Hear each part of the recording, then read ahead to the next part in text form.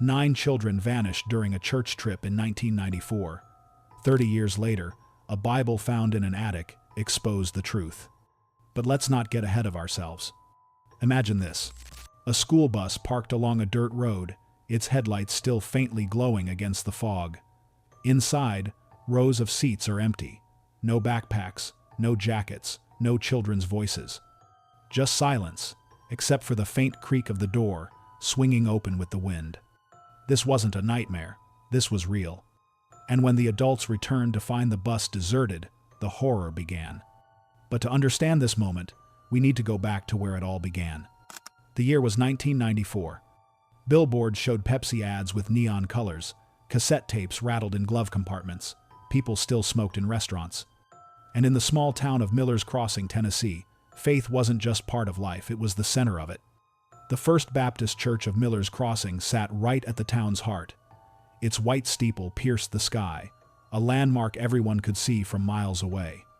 It was where folks gathered for Sunday service, for potluck dinners, for choir rehearsals that lasted late into the night. And every summer, the church hosted a weekend retreat for the children.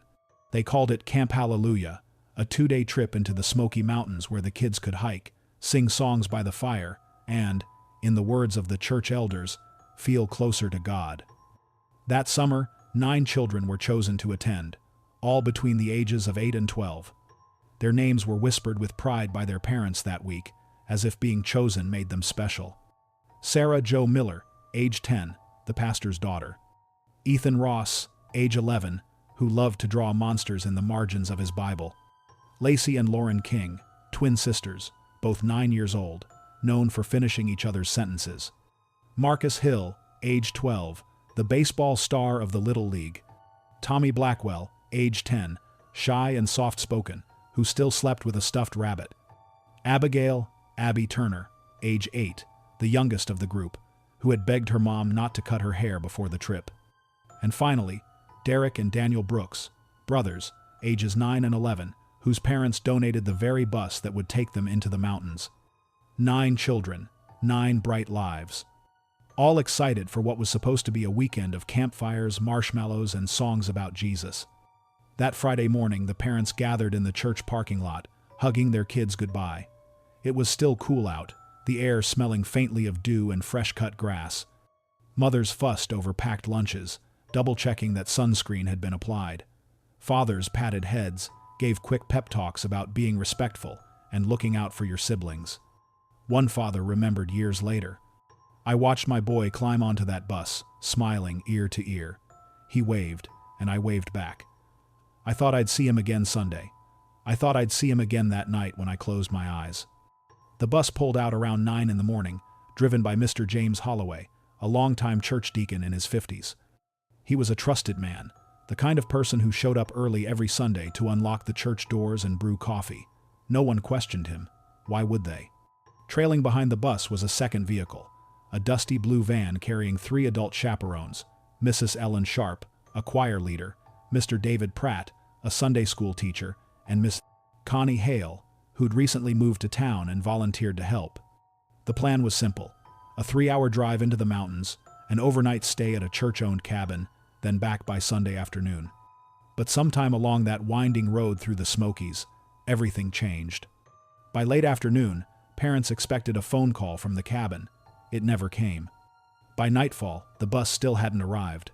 The first sign something was wrong came from a state trooper who spotted the church bus abandoned along Old Creek Road, a narrow strip of dirt barely wide enough for 2 cars. Its engine was off. The driver's seat empty, the back door slightly ajar. Inside, the bus was pristine. 9 paper lunch bags still sat neatly on the seats, untouched. A half-empty thermos of coffee rested in the front cup holder. Someone had left a Bible open on the dashboard, the thin pages ruffling in the breeze. But the strangest part? There was no sign of struggle, no blood, no torn clothing, not even a footprint in the dust outside. The children were gone. The adults were gone. Vanished. The news spread through Miller's Crossing like wildfire. Parents rushed to the church, demanding answers. Police swarmed the area, setting up roadblocks and search parties. Helicopters scanned the woods with floodlights. But as dawn broke the next morning, the only thing they found was silence. 9 children, 3 adults, and 1 trusted bus driver had disappeared without a trace. And for 30 years, that silence would stretch on until the day someone climbed into an attic and found a Bible that should never have been there. The discovery of that empty bus on Old Creek Road was the kind of thing small-town cops weren't ready for. Miller's Crossing had seen its share of break-ins, bar fights, maybe the occasional missing hiker, but not this. Not 9 missing children and 4 missing adults. Deputy Raymond Clancy was the first officer on the scene. He later said that when he opened the bus door, it felt wrong, like walking into a room where somebody had just been, but they'd vanished mid-breath. Lunches still packed. Jackets still folded. Everything neat too neat. Parents arrived within the hour, after word spread from the trooper who had spotted the bus. The sound of mothers screaming their children's names into the woods cut through the night. Fathers stomped through the underbrush with flashlights, yelling, "Marcus! Derek! Sarah Joe!" Their voices echoed off the trees with no answer. By dawn, the Tennessee Bureau of Investigation had been called in. A command center was set up at the church parking lot. Satellite vans from local news stations began arriving, cameras pointed at the steeple as if it might provide answers. On Saturday morning, volunteers from every corner of town poured in. Farmers, shop owners, even high school students, all of them combing through the woods in a desperate line, shoulder to shoulder. They searched ravines, creeks, old cabins, and caves. Nothing. It was as though the earth itself had swallowed them whole. The parents refused to leave the area. They set up lawn chairs and tents at the church, clinging to hope. Some prayed openly, kneeling on the asphalt with hands pressed together. Others simply stared at the horizon, waiting for headlights that never came. The local paper, the Miller's Crossing Gazette, ran the headline, "12 missing from church trip, community in shock." The article quoted Sheriff Henry Rowland, who insisted, "We are treating this as both a missing persons case and a possible abduction. All options are on the table." Behind closed doors, though, law enforcement had no leads. Rumors spread fast in a town this small. Some whispered about a cult in the woods, stories that had been passed down for years about strange chanting heard late at night near the old mines. Others blamed it on satanic panic, which still lingered in the 90s, the fear that hidden groups were sacrificing children. One rumor claimed a witness saw a white van speeding away from Old Creek Road around the time the bus was abandoned. Another swore they saw figures in robes moving through the trees that night. The more the police denied these rumors, the more people believed them. Inside the Brooks home, where 2 of the missing boys had lived, their mother, Nancy Brooks, refused to wash the sheets on their beds. She sat in the hallway night after night, staring at the closed doors to their rooms, waiting for the sound of little feet running back inside. At the Miller household, Pastor John Miller continued to lead Sunday service, though his voice cracked with grief when he looked at the empty front pew where his daughter Sarah Joe usually Saturday. He preached about Job's suffering, about faith being tested in fire, but even he looked hollow, like a man whose God had gone silent. The days turned into weeks. Search dogs picked up faint scents near the riverbank but lost the trail in the water. A psychic from out of state showed up, claiming she saw a cabin with a red door in her visions. The police humored her, checking every cabin within 50 miles. Nothing. The FBI was eventually called in. They interviewed every member of the church congregation, searching for enemies, grudges, financial troubles. They tore apart the background of James Holloway, the bus driver, but found nothing alarming. A man with no debts, no criminal record, no secret affairs. Just a lifelong deacon who vanished along with the children he promised to protect. Still, suspicion lingered. Some parents whispered that maybe Holloway had led them somewhere. Maybe this was planned. Others couldn't believe it. Not him, never him. The truth was, nobody knew what to believe. By the 3rd week, hope was crumbling. The vigils outside the church grew smaller each night. The media turned its cameras elsewhere. What had once been a flood of volunteers was now a trickle of exhausted family members and a few stubborn townsfolk who refused to give up. The FBI declared the case open but inactive within 3 months. And that's when the real panic set in. Not the frantic kind, but the slow, suffocating panic of realizing the world had moved on, while the families remained trapped in the same nightmarish loop. But not everyone gave up. A few investigators couldn't shake the case, even when officially reassigned. One of them, Agent Paul Granger, later admitted, there was no blood, no sign of a struggle, no footprints. It was like chasing ghosts. But something about that bus, the way everything was left so neat, I couldn't stop thinking about it.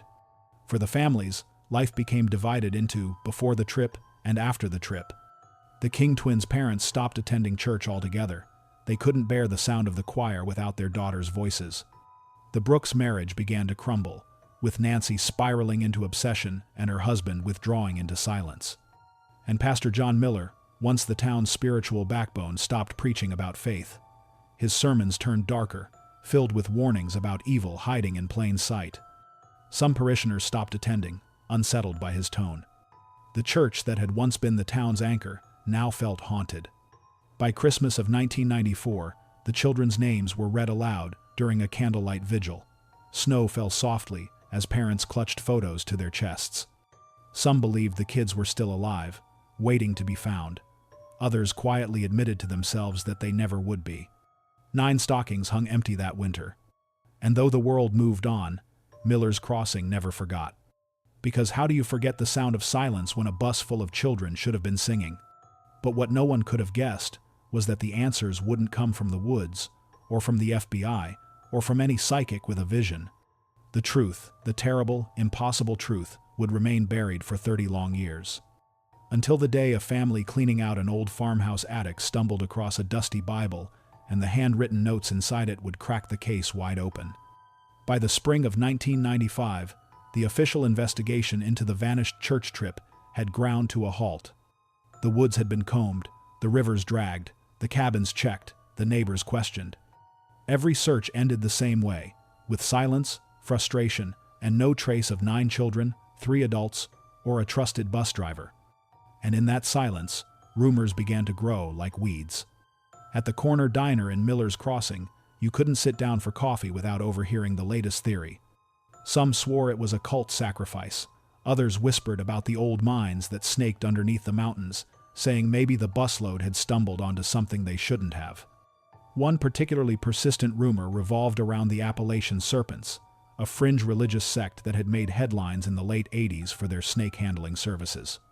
Their compound had supposedly been raided years earlier, but people said a few members still lived deep in the Smokies. It didn't matter that no evidence pointed to them. In a town desperate for answers, stories filled the void that facts could not. The media made things worse. National tabloids ran headlines like, "Satanic cult snatches 9 in Tennessee woods. Did aliens take the Miller's Crossing children?"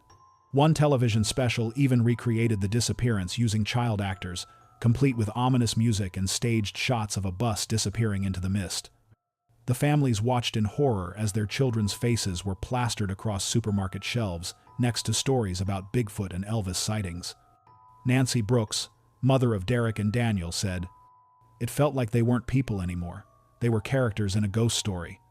I wanted the world to remember my boys as real children, not headlines." The FBI's cold trail didn't stop tips from pouring in. Hundreds of calls came through their hotline, most of them nonsense, some outright cruel. One man claimed he saw the children walking along a highway in Alabama. Another swore he found strange drawings in his barn that matched Ethan Ross's monster doodles. Police checked. Nothing. The cruelest tip came from someone who called late at night and whispered, "They're buried under the church." The next day, authorities brought in cadaver dogs, digging around the church foundation while stunned parishioners looked on.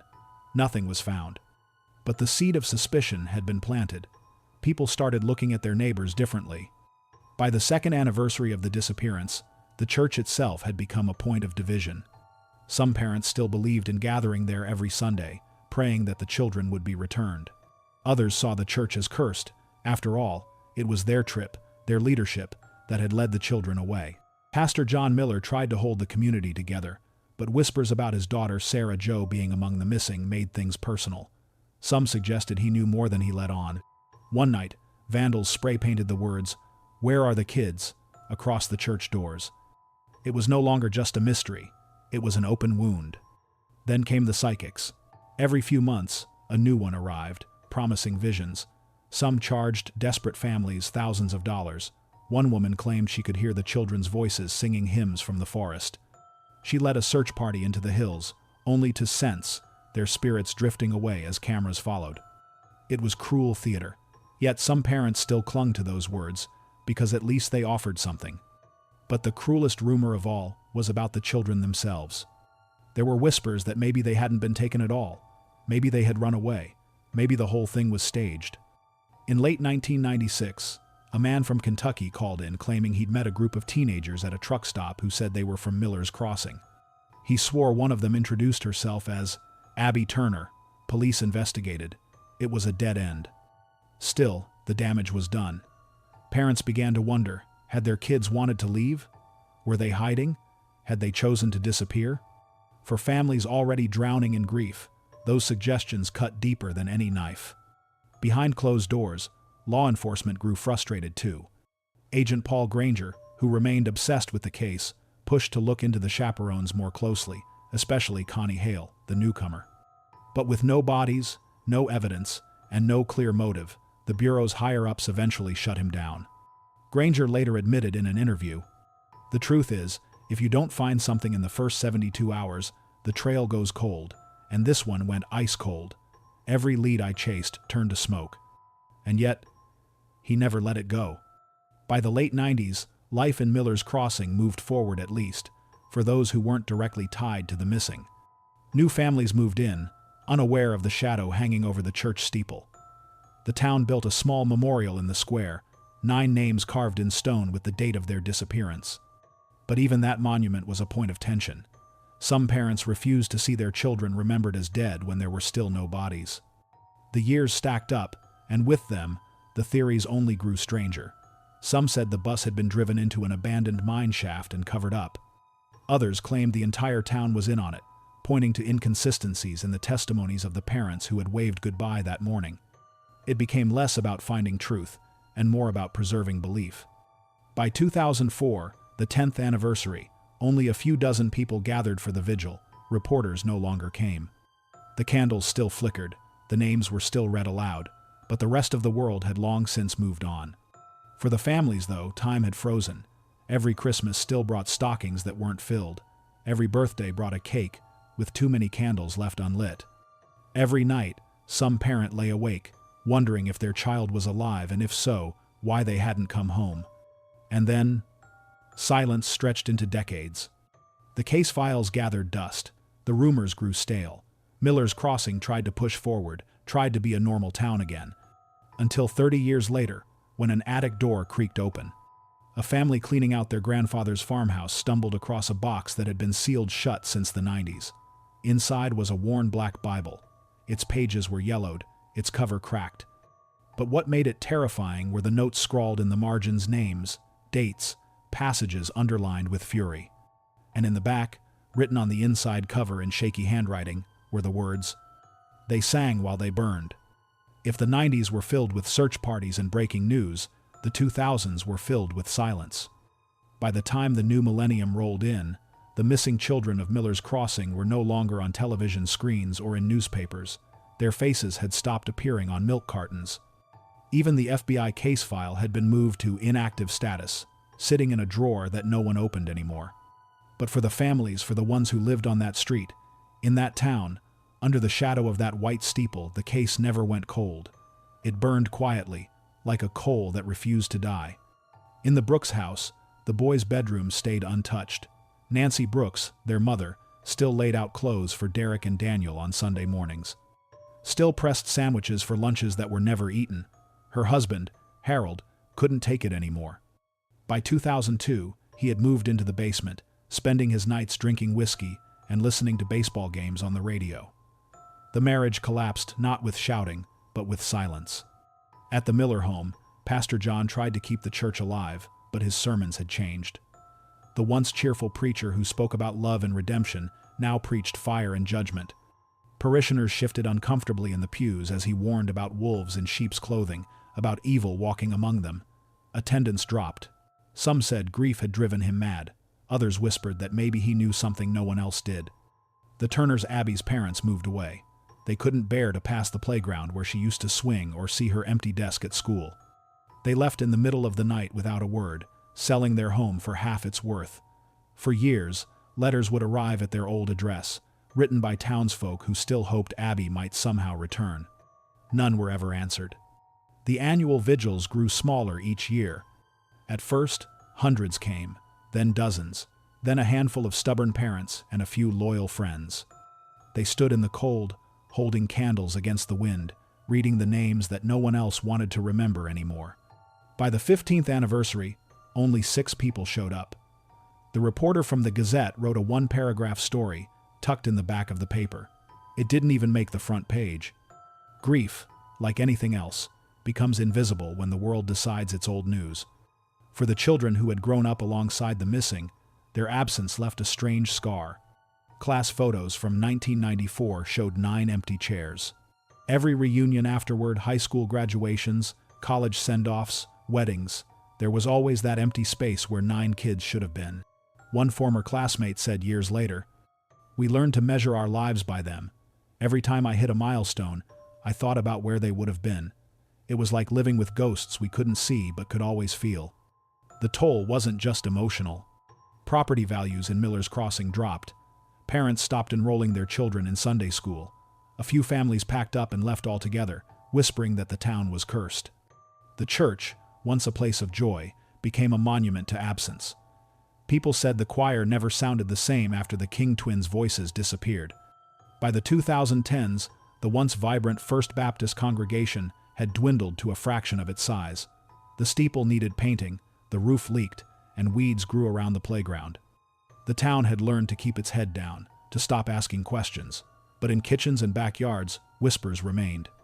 For investigators like Paul Granger, the case never stopped gnawing. Though officially retired by 2015, he kept a box of files in his garage, photos of the children, maps of the Smoky Mountains, copies of witness statements that never led anywhere. He'd look at them on sleepless nights, convinced he had missed something obvious. His wife begged him to let it go. But how do you let go of 9 children whose laughter was stolen in the woods? Meanwhile, technology marched on. DNA testing advanced. National missing persons databases grew stronger. Old evidence from the bus, the Bible on the dashboard, the thermos, the jackets had been boxed away for years. Every so often, a lab would run new tests on the items, hoping for a breakthrough. Nothing ever surfaced. Not a fingerprint out of place, not a drop of blood.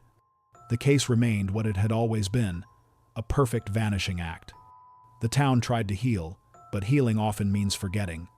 New children were born, new businesses opened. The high school built a new football field, where crowds cheered on Friday nights as if nothing had ever happened. For newcomers to Miller's Crossing, the story of the missing children was just a rumor they heard secondhand, something old-timers muttered about in hushed voices. But for the parents, time did not move forward. Every birthday that passed without candles, every Christmas morning with stockings left empty, was another knife twisted. By the 20th anniversary, some parents had passed away, never knowing what happened. Their obituaries listed their children as still missing. And yet, not everyone forgot. In 2019, a teenager exploring the woods for a YouTube urban exploration video stumbled across the abandoned church bus. Somehow, it had been left to rot on Old Creek Road, the search long since abandoned. The footage went viral, the moss-covered bus, the decaying seats, the faint outline of where children's names had once been carved into the backs of chairs. It reignited old pain. For a brief moment, the world remembered Miller's Crossing again. Reporters dug up old stories. Documentaries pitched the idea of covering the church trip mystery, but just as quickly as it flared, it faded again. Until 4 years later. In the spring of 2024, the attic door in a farmhouse just outside Miller's Crossing was pulled open. A family sorting through their late grandfather's belongings dragged out an old trunk. Inside were faded photographs, tax papers, and a black leather Bible. At first, they thought nothing of it, but when the granddaughter flipped through the pages, she noticed something odd. The margins were filled with notes, names, dates, strange passages underlined, and, scrawled in shaky handwriting on the last page, they sang while they burned. The Bible was turned over to police. Within days, it was confirmed. The handwriting belonged to someone connected to the First Baptist Church in 1994. For the first time in 30 years, the silence cracked. The families who had spent decades in limbo were about to learn the truth. And it was darker than anything they had ever imagined. For 30 years, the mystery of the missing church trip was nothing more than a fading scar. a story whispered by locals, retold on true crime message boards, occasionally resurfacing in documentaries that led nowhere. But in the spring of 2024, fate cracked the case open in the most ordinary of ways. A granddaughter cleaning out her late grandfather's farmhouse stumbled on a trunk buried beneath quilts and Christmas decorations. Inside lay a Bible, old, leather-bound, its cover cracked from decades of use. At first glance, it was nothing unusual. Bibles were as common in Miller's Crossing as rocking chairs and front porches, but when she flipped it open, she noticed handwriting in the margins. Not just random notes or underlined verses, but entire passages scrawled with fury, names written and circled, dates annotated in the columns. And on the very last page, in unsteady script, were 5 words that froze her blood. They sang while they burned. At first, the family thought it was some kind of cruel joke. But then, one of them recognized a name written in the margin, Sarah Jo. That wasn't just a name. That was the pastor's daughter, one of the 9 children who had vanished.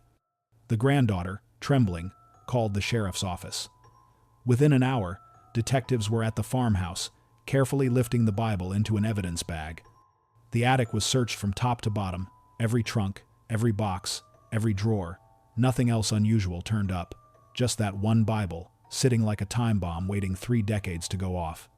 The farmhouse itself had belonged to Henry McAllister, a retired deacon of the church who had passed away only weeks earlier at the age of 89. To most in town, McAllister was remembered as a quiet, kindly man who ran the hardware store for decades. He had been a fixture of the congregation present at every service, leading prayers, organizing potlucks. No one had ever linked him to the disappearance.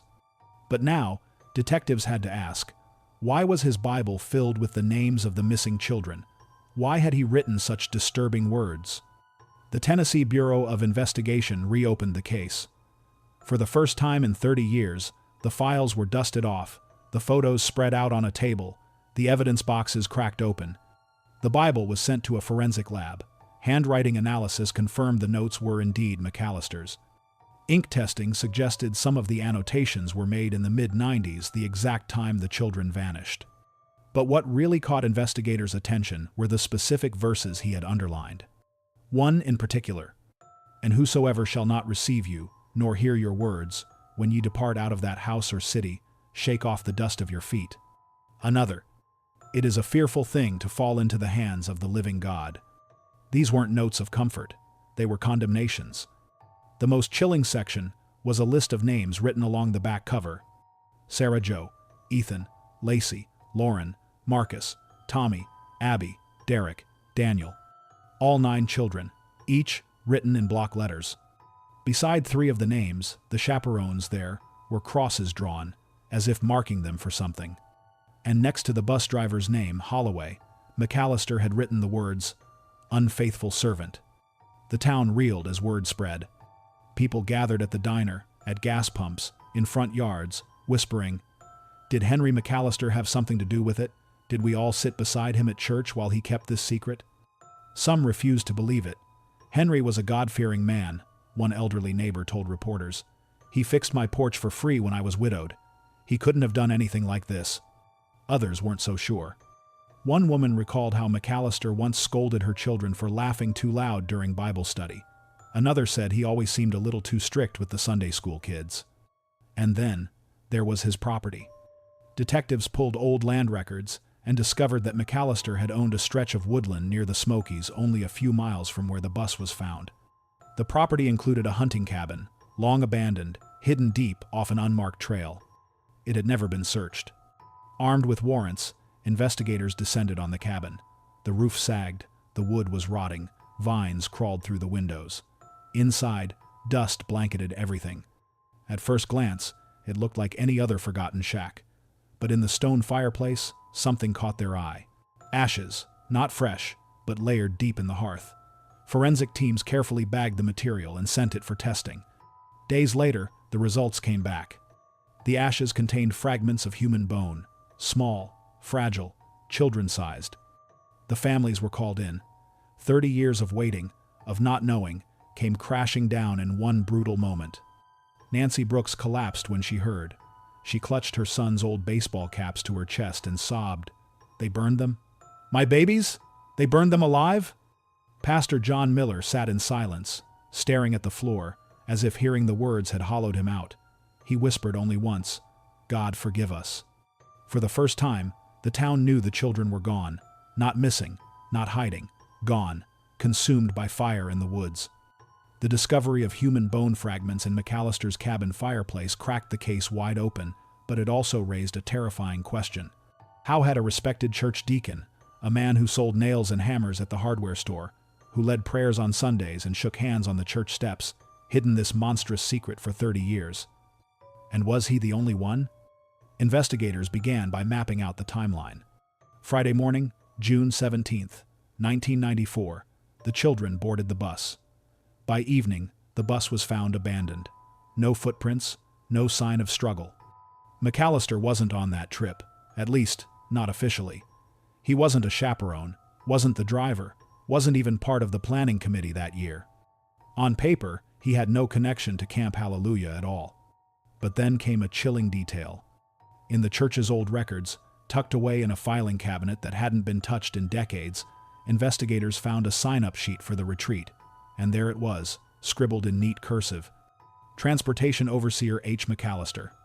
No one had remembered, not even the families. But McAllister had been tasked with overseeing the route. He knew where the bus would go. He knew which children were chosen. He knew the back roads. He didn't have to be on the bus. He just had to be waiting. The Bible's cryptic phrase, "they sang while they burned," began to take shape. Forensic testing suggested the bones in the cabin fireplace came from at least 4 different children, not all 9, but enough to confirm the unimaginable. McAllister had lured them, or forced them, into that cabin, and at some point, he set fire to them. But the question of why still hung in the air like smoke. The journals in his basement painted a clearer, darker picture. One entry read, "The little lambs laugh at the Lord. They mock him with their noise. Better to silence them now than let them grow into vipers." Another, "The parents trust too easily. They hand over their lambs to wolves, blind to the sin under their noses." And most chilling of all, "Fire purifies what flesh corrupts." Their voices rose in song even as the flames carried them upward. A holy sound, a holy offering. Investigators pieced it together. McAllister believed he was cleansing the children. In his twisted theology, the act was not murder, it was sacrifice. But could he have done it alone? That was the question everyone asked. McAllister was nearly 60 at the time. Overpowering 12 people, 9 children, and 3 adults seemed impossible. Theories exploded. Some believed the bus driver, Holloway, had been complicit. After all, his name had been marked with the words, "unfaithful servant." Maybe he had resisted. Maybe he was punished. Others wondered about the newcomer, Connie Hale, the chaperone who had only recently joined the church.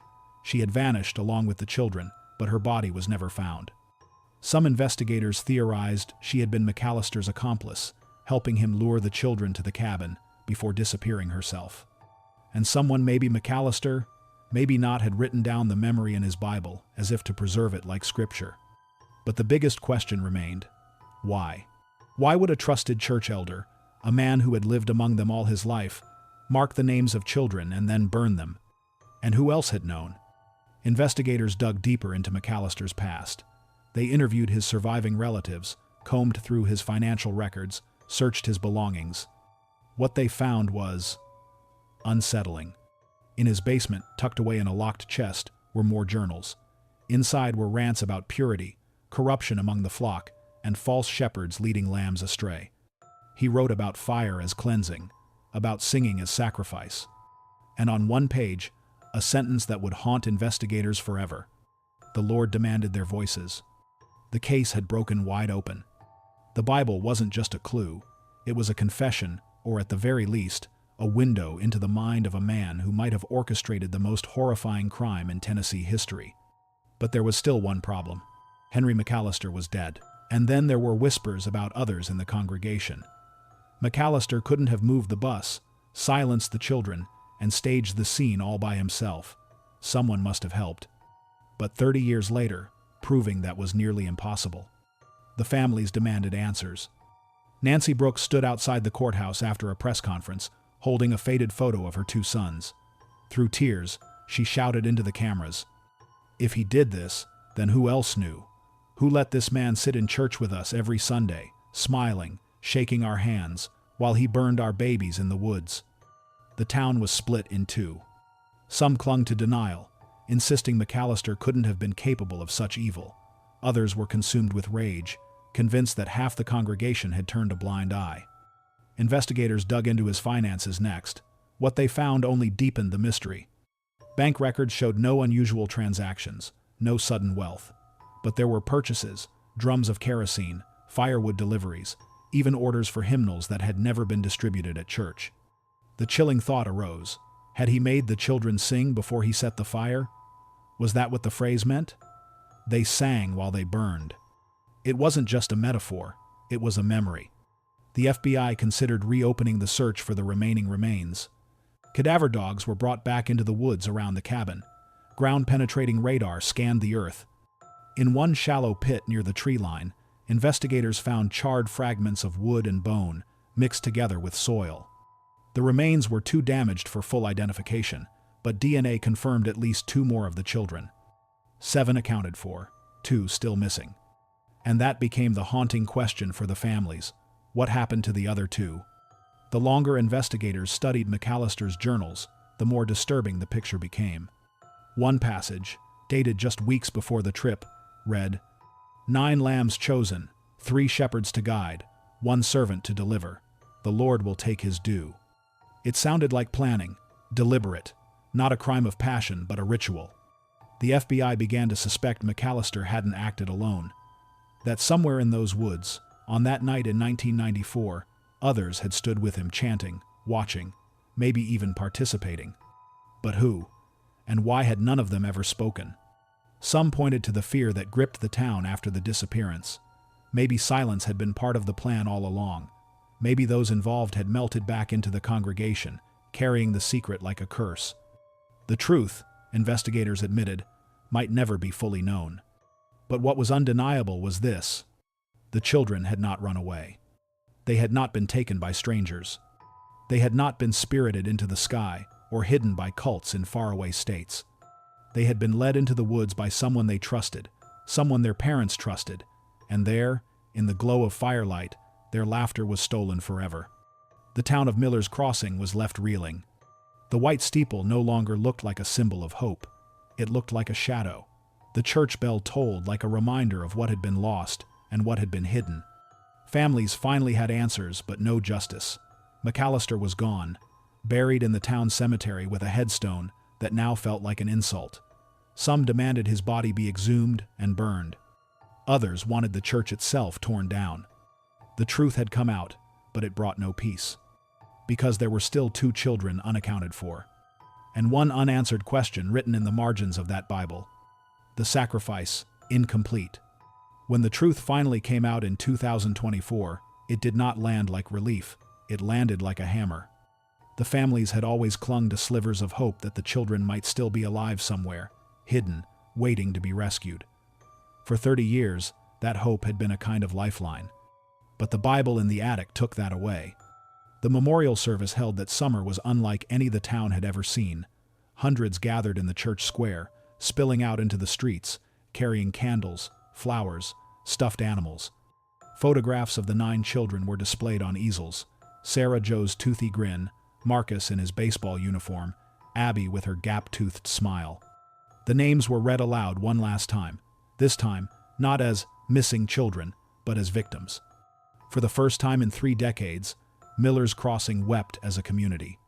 But grief is not the same as closure. Nancy Brooks demanded her sons' names be carved into the headstones that had sat empty for 30 years. She stood by their graves every morning, whispering, "I know now, I know." The King family had their daughters' bedrooms finally packed up, dolls and clothes given away, bedsheets folded into memory chests. Their mother told a reporter, "We waited 30 years to open their windows. Now, finally, they can rest." But Pastor John Miller, father of Sarah Joe, could not find peace. His sermons grew darker, angrier. He railed against hypocrisy, against evil hiding in plain sight.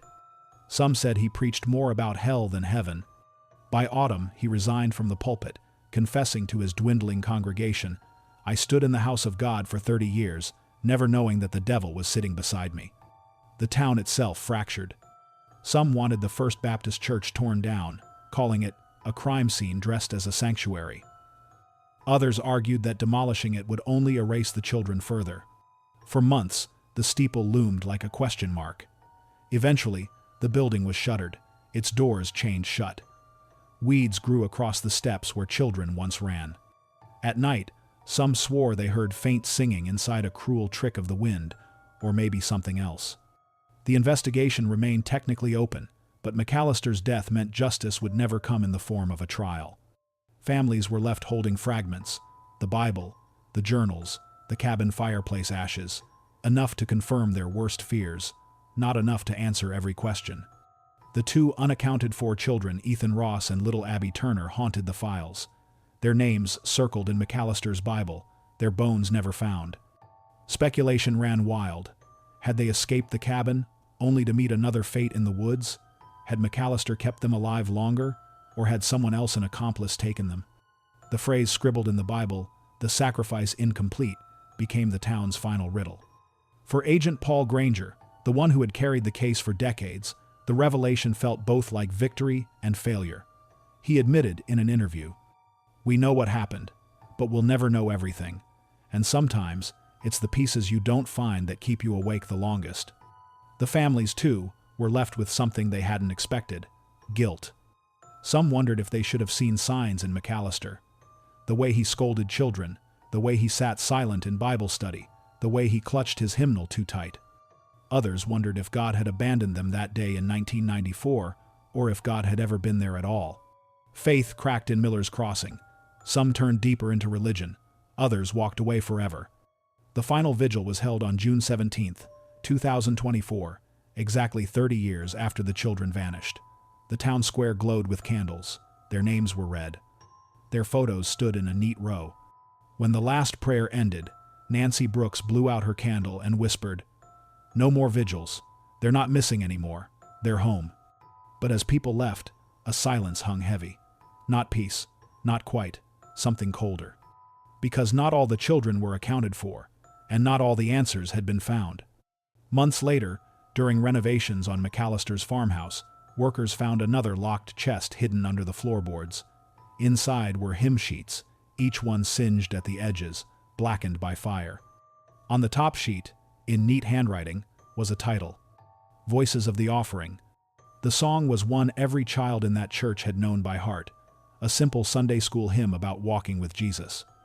Investigators believed it was the last thing the children sang before the flames consumed them.